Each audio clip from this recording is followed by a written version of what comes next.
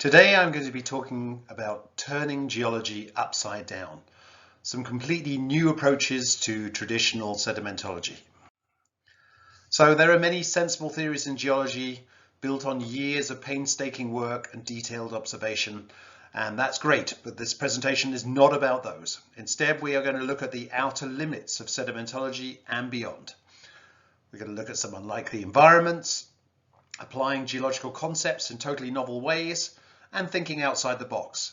And the bonus is that you listeners can pick up some useful ideas to make your work more interesting. So don't take it too seriously, but there's some science behind the fluff. So let's start off, launch straight into the sedimentology of clouds. And I remember giving a talk on this topic once, and people thought that I was actually joking. But clouds are structures made up of particles transported by flowing currents. So they're a perfect analogy to clastics, and in this case the particles are water droplets and the flowing currents are wind. So the atmosphere provides us with a fantastic sedimentological laboratory, like a mega flume tank, to examine flow and turbulence. And unlike in a normal setting, we can examine the flow from beneath, so we can look up at the clouds from beneath and see what's going on at the bases of the beds. And we can also look at the impact of reduced gravitational effects and at a scale much larger than anything we'd see on the Earth's surface. So I've started off by putting some slides here that show different sedimentological structures. So we've got primary current lineations here. We've got starved ripples and ripples with crossbeds in them. Some striking crossbeds sitting in here, trough crossbeds. They're soling out on the base of the bed here. We've got some hummocky cross stratification, undulatus asperatus. Clouds have their own classification system, which can loosely be translated into sedimentology. We have some small dunes sitting in here, and then we have an absolutely joyous dune that I spotted while flying across the Atlantic, showing all the characteristics of a dune that you would see in a river or in the shallow marine conditions. And I've just put in a case study here. So this is a case study looking at turbidites. And we've got a turbidite system that I've drawn a sketch of here with up on the shelf. Then the turbidites are passing down the shelf and onto the abyssal plain. And what we see is that we have ripples up at the top here as the currents are coming to the top of the canyon. Then within the canyon, we have some cloud fill of the canyon in this case. We have some turbulence towards the base of the canyon where we're seeing these Kelvin-Helmholtz structures here, which you see in clouds, which are formed by shear effects at the junction between two separate wind layers. So a slower wind layer and a higher wind layer create this shear pattern. And then you get out into the lower part of the canyon with these primary current lineations that we saw before, and then out onto the abyssal plain with some dunes. So we can actually look at clouds and use them to help us to understand sedimentological processes. And just to show here, this is what clouds look like. When you look at different cloud deposits, there's definite characteristics of clouds at different elevations and at different concentrations as well. And that's very similar to what we see in the sedimentary environment. The next question that I'm going to throw at everybody is, why do meandering channels stop migrating? And when you look at an aerial view of mangrove channels, so this is an aerial view sitting in here, there are striking meandering channels running through each of these, and that wherever you go in the world, whether it be Florida, whether it be the Sundarbans in India and Bangladesh, you see these meandering channels. And yet the vegetation is so thickly rooted that the channels cannot migrate. And in fact, the way that channels do migrate requires outside agents. So the only times that you see channels migrating or changing location in the mangroves is due to things like humans with speedboats cutting through across the meander bends, or hippos in Africa are the main cause of mangrove channel migration. So the only explanation for these meanders is that they actually preserve the position of initial creeks that were crossing the mudflats prior to colonization by mangroves. So we have a palimpsest, we have a record of the tidal creek pattern. So if we look up here, here are the meandering tidal creeks on a mudflat. This image is from northern Australia. Then the mangroves begin colonizing the margins, also for an example from northern Australia here. And then eventually the mangroves grow and develop the vegetation which holds those early mangrove channel positions in place. So they are just recording something that happened earlier in time without the chance to migrate and change the pattern. Next, we're going to look at ichnology, and there's lots and lots of ichnology in the fossil record, but also lots of modern ichnology which we can use and learn from. So many techniques in forensics are already applied to interpret ancient traces. So footprint science is used to determine the weight and speed of animals like dinosaurs, casting techniques, and forensic geology and soils. So they actually look at soils and analyze them from a forensic viewpoint. And another fertile area is the use of police methods to interpret event traces where things took place. So let's say that there's a crash on the road. Hopefully nobody is hurt, but the police will come along and they'll be measuring out the skid marks and trying to ascertain what happened and how fast people were going. And this approach can also be used in the fossil record to look at ancient crime scenes or ancient environments where the traces are preserved. And you can also see enigmatic modern traces, so can we then recognize them in the fossil record? So I'm just going to show you this example here. These are goose resting traces from Inglewood here in Calgary that were preserved in the river. So there were a bunch of geese sitting on the river, and when they got up after a night on the ice, they had all melted little patterns here. So that's their body sitting in there, and then the little shapes at the back are where their feet were kind of dangling out behind them. Another nice example here is this jumbled jackrabbit footprint. So what was going on here? And I'm going to take you onto the next page and show you a CSI crime scene from Calgary that I discovered in March this year. So I was out for a run just to the west of Crowchild, and this is the crime scene here where we can see this is an overview of the crime scene, and then when you zoom in detail, this is the pattern that you could see on the pathway. So unfortunately there's a few footprints that have gone over this, but despite that you can see these wing impressions here, and there's obviously something going on. And then when you follow those wing impressions across the path, we sadly discovered a victim here just off the path, which was a duck. And this is the potential criminal mastermind who may have carried out this atrocity. And you can start using all of this information to piece together what was going on with attacks like this in the fossil record as well. And I've got some examples of the fossil record here. So I've got Roland T. Bird Dinosaur Trackway, very famous trackway where we've got a sauropod walking and we have a theropod walking as well. And who knows whether the sauropod came first and then the theropod was tracking it, or maybe the theropod came by a few days later. And you would have to track this out and follow these trackways to the bitter end to see whether or not something did happen. And I've got some other modern traces here which you could also apply to the fossil record. A coyote tracking a rabbit sitting in here, and then these are coyote tracks in snow as well. And you can see that they leave a very distinctive trackway in snow, so we can use the snow to our advantage. Next, something completely different, microsequence stratigraphy. There's a very famous paper by Parmentier et al. In 1992 which describes the East Cooley Delta. And for those of you who have been to East Cooley, just to the east of Drumheller, there are really no big marine environments there. It's basically a river valley.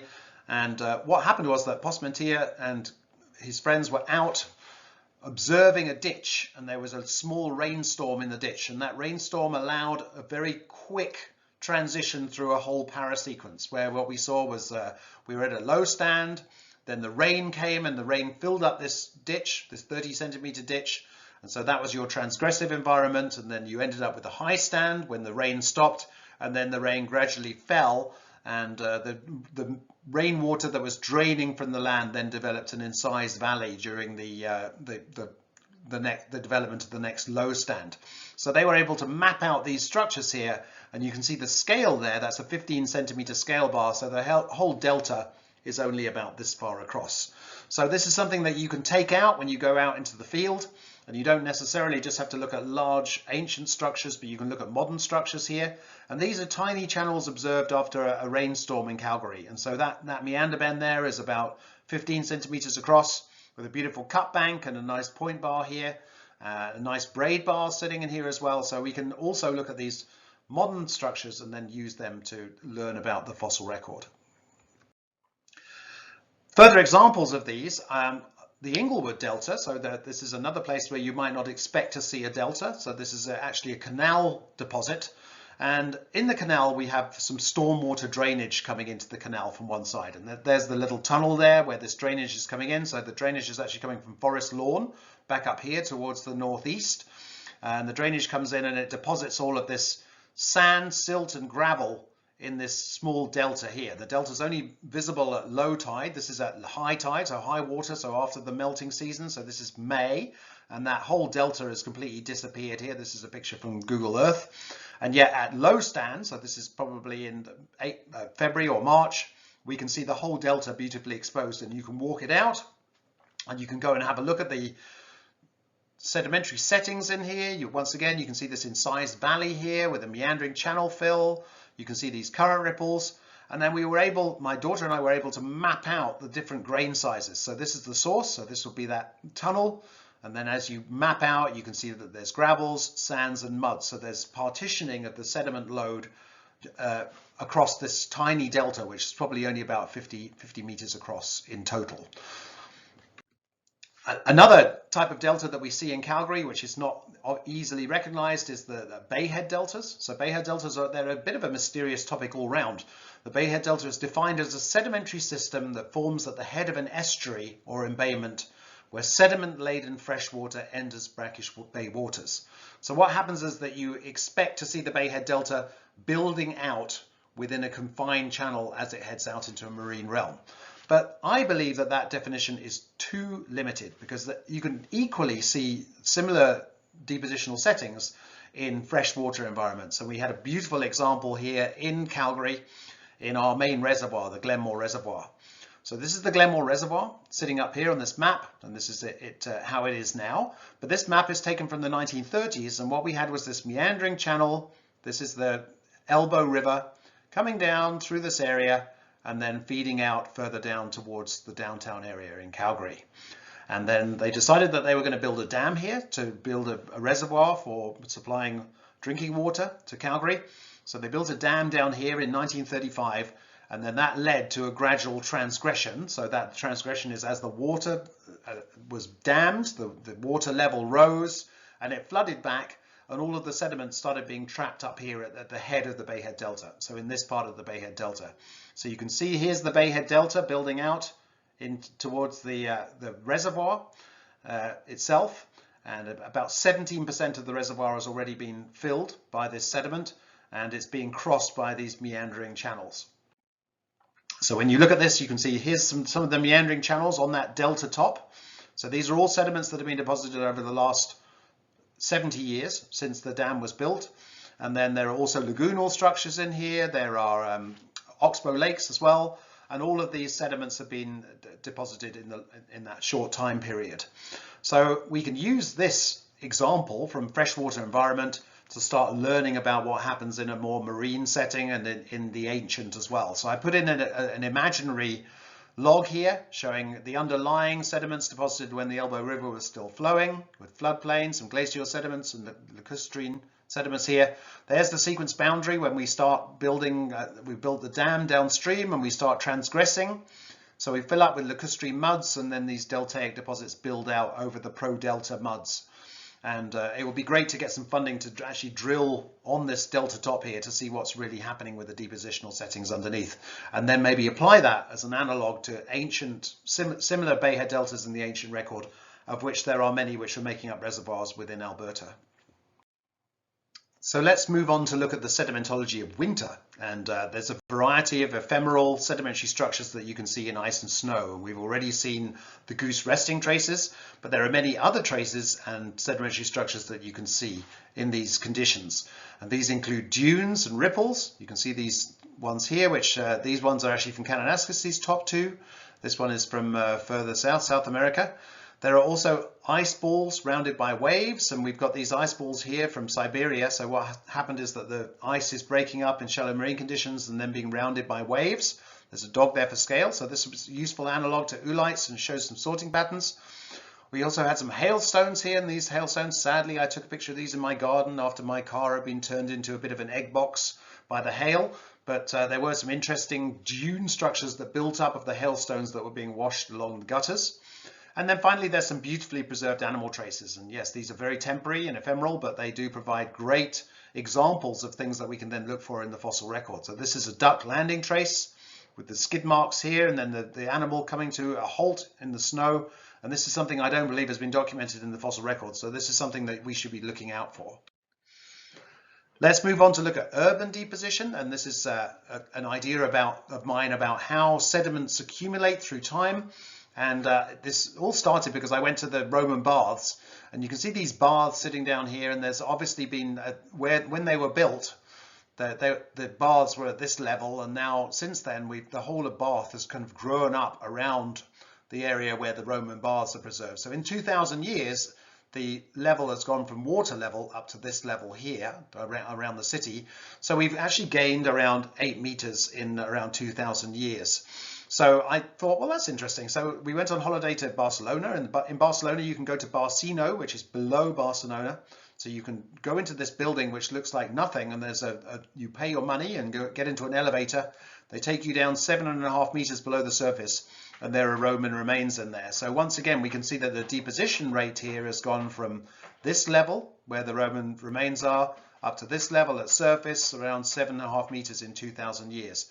And a similar case operates in the Pantheon. So we can say that the deposition rate, urban deposition rate, in all three of these places has been around 3.6 meters per 1,000 years, which compares to about 4 centimeters per 1,000 years for terrestrial fluvial deposits. Talking of fluvial deposits, compensational stacking at a continental scale. So we can see that there's channel belts around the world, and numerous channels avulsing through time that build up these channel belts. But the channel belts themselves can also avulse. So you can end up with one channel belt running through in one area, another channel belt in another area, and those channel belts can actually have compensational stacking. So you end up with one channel belt here, the next one over here, the next one over here, the next one over here. So they will fill in the gaps through time. So that means that you can actually start considering, like this example here from the Triassic Mugaru Formation in the Carnarvon Basin. Okay, if I'm going to drill here, there's going to be lots of channels in this area. And then if I'm going to drill at a different level, I might want to put horizontal wells in this channel belt over here. So you can start mapping out the channel belts on seismic and then targeting your horizontal wells to intersect different channel belts at different depths.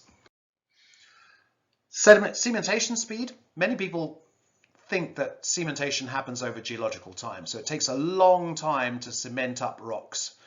But the evidence does not suggest that. It suggests it can happen over weeks rather than millions of years, and definitely over thousands of years. So the examples from thousands of years, these mangrove lobster fossils, Thylacina, found in Gun Point near Darwin, and the idea is that they were catastrophically buried during a cyclone around 5,000 years ago, and then cemented up so quickly and fossilized so quickly, and at the most they can be 5,000 years old, but they preserved a three-dimensional structure for each of these mangrove lobsters. We also see tufa deposition, which can happen very rapidly, and people have they put birds' nests underneath and flowers underneath, and then they quickly get coated by tufa, and that builds up a hard shell around them, which allows them to be preserved. And then I've got this nice example of a sea urchin here where silicate pore waters have entered through the anus here of the sea urchin, and you can see that the entire internal part of the test has been filled up with silica. So this is the initial silica, which is more dense and coarser grained, and then it's finally filled up with silica, almost crystalline silica here at the top. So that must all have happened, that fill and that hardening and cementation by silica must have happened before the test could have been crushed. And sea urchin tests, you can usually just pinch them in your fingers, so this must have happened very quickly before more sediment overlay this sea urchin and crushed it. Creeks are incredibly valuable because the creek orientation reflects structural trends at various scales, and I've got two examples here, one from South America and one from Sabah, so northern Borneo, where we can see that the coastline here is orthogonal. The coastlines are orthogonal due to two sets of fractures and faults which are related to regional tectonic stresses. And in fact, if you look at this whole peninsula here, the Senegal Peninsula, so this is around 20 kilometers across, we can see some dominant trends here which are all related to the underlying structures. So you can use the creeks to start giving you an idea of what the underlying tectonic situation is doing. And a few fun topics to finish off with. Can hydrocarbons host gold deposits? Yes, when the oil is 3 billion years old and has been converted to carbon. Then the gold forms an amalgam with the carbon, so you can end up with visible gold associated with an ancient hydrocarbon deposit. Sandcastles, river sand or beach sand. Well, you'd be thinking to yourself, well, I'll probably use the beach sand because I'm on the beach, but the best sand to use is river sand because it's known as sharp sand because it's more angular, so it locks together better. And you can build a taller sandcastle underwater than you can on a beach because you can build up sand much higher underwater than you can on a beach. How often did trilobites have birthdays? Only every 435 days because the rotation of the Earth was faster in those days. It took more time, and the Earth has gradually slowed down. So there were 435 revolutions of the Earth in the Cambrian and only 365 now. And finally, the biggest sedimentary structures in the solar system. Where do we think they are? The biggest dunes are on Mars, but if you consider the red spot as a depositional system that's depositing storm deposits, then that's probably the biggest depositional system in the solar system. So this was meant to be a fun presentation, but it does have some serious messages. Often geological truisms are taken for granted, but they may not be correct or have exceptions that could lead you to a new hydrocarbon play or mineral play.